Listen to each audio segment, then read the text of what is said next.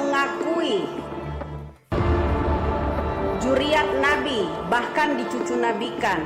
Di tahun 90 dia jualan yang namanya kopiah, sorban, sajadah, bahkan korma di Tanah Abang. Bahkan menjadi debt collector sekaligus. Bila mana ada penagihan yang macet, pasti orang itu dipanggil. Dan riwayat kehidupan di Indonesia di zaman Megawati, 1 kali masuk penjara setahun 6 bulan. Di zaman Bapak SBY 1 kali masuk penjara. Di zaman Bapak Jokowi juga 1 kali masuk penjara. Sudah 3 kali masuk penjara. Tidak ada orang yang bisa membuktikan keaslian DNA-nya, bahkan ijazah Habibnya.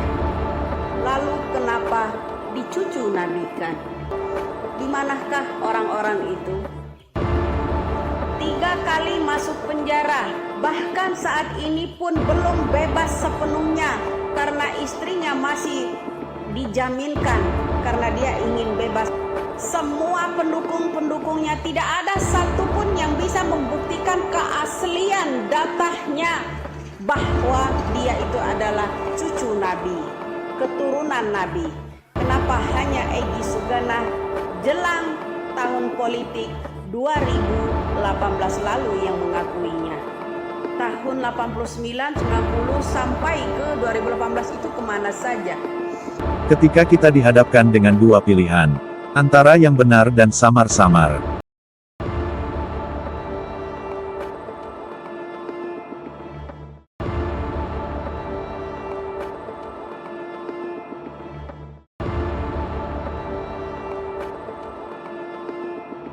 Bismillahirrohmanirrohim. Assalamualaikum warahmatullahi wabarakatuh. Alhamdulillah, wa syukurillah, wa nikmatillah, wa la haula wa la quwata illa billah. Amma ba'du. Pemirsa dan kawan-kawan yang dirahmati Allah, dimanapun Anda berada, sua kembali dengan kami. Pemirsa, tidak semua rakyat dan umat Islam di Indonesia ini senang dengan kabib-kabib dari Yaman ini. Apalagi yang berpikir waras, yang tahu sejarah kabib-kabib ini. Kadron, lo kenal dia nggak? Lo kenal siapa ini yang lo panggil itu? Kenal nggak? Ini tahun 90 lalu ini. Nah, ini masih tetangga gue dulunya. Dia masih teriak-teriak jualan minyak nyong-nyong. Nah, ini loh aslinya. Ya, nah ini. Ya, kenal nggak?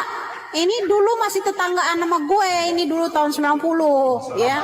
Nah, udah tua ceking kayak begini dia sebelum dibengkak kepalanya. Nggak saya tahu.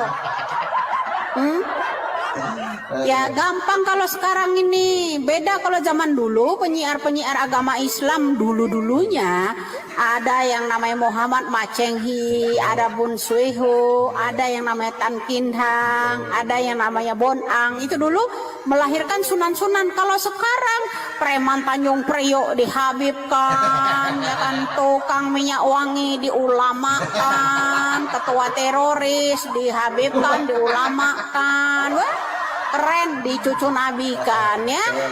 Itu keren. Ini sebelum diangkat cucu nabi, ini sebelum diangkat ustadz. Ini pertama, ini tahun 91 loh ya. Ini masih tetanggaan gue kalau mau tahu. Ya. Oh iya. Mirip siapa ya? Mirip penyanyi siapa ya?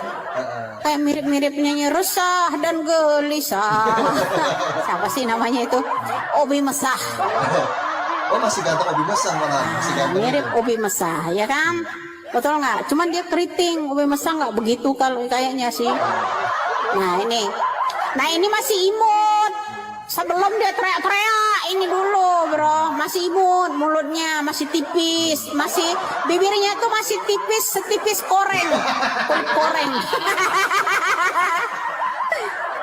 Tuh ya lo tahu, ini masih imut, bibirnya masih tipis, seperti kulit martabak.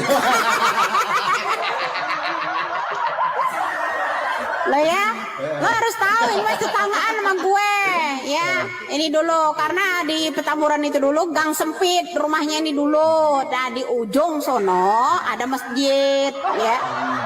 Nah ini kenapa gue itu kenal banget. Ini sebelum diangkat jadi Pamsokarsa. Nah setelah dia jadi Pamsokarsa, yang ulama-ulama lah bareng-bareng sama Tengku Zul. Satu perguruan. Ya. Nah Tengku Zul udah koin deh sekarang. Tinggal Kita bukan benci, namun kita tidak suka dengan akhlaknya, yang tak mencerminkan akhlak Rasulullah. Mereka mengaku-ngaku keturunan Rasulullah, pertanyaannya. Mulai kapan? Memang benar yang dikatakan ibu ini, kalaulah memang cucu Rasulullah, tidak usah mengaku-ngaku, tapi akan diakui oleh semua orang. Tapi dari kaum Balawi ini, dalam ceramahnya selalu mengaku-ngaku dan selalu ingin diakui.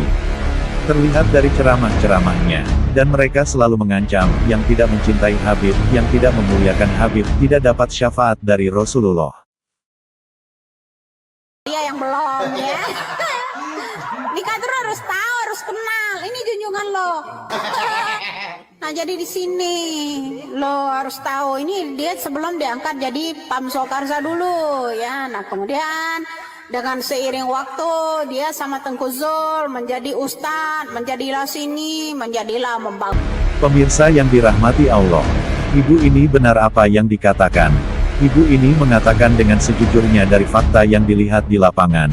Bahkan ibu ini bertetangga dengan Khabib yang diceritakan tadi. Pemirsa dan kawan-kawan yang dirahmati Allah, kita mempunyai hak yang sama sebagai warga negara Indonesia. Tidak seharusnya sebagai warga negara kita memprovokasi, membuat kegaduhan, keonaran, selagi negara kita ini aman, tentram. Pemirsa yang dirahmati Allah, terima kasih telah menonton tayangan kami. Tinggalkan atensi, komen dan subscribe bila kawan-kawan suka. Kebenaran hanya milik Allah semata.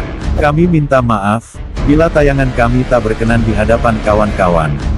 Wassalamualaikum warahmatullahi wabarakatuh. Tahu kan? Ini junjungan lo kan? Nih. Ini.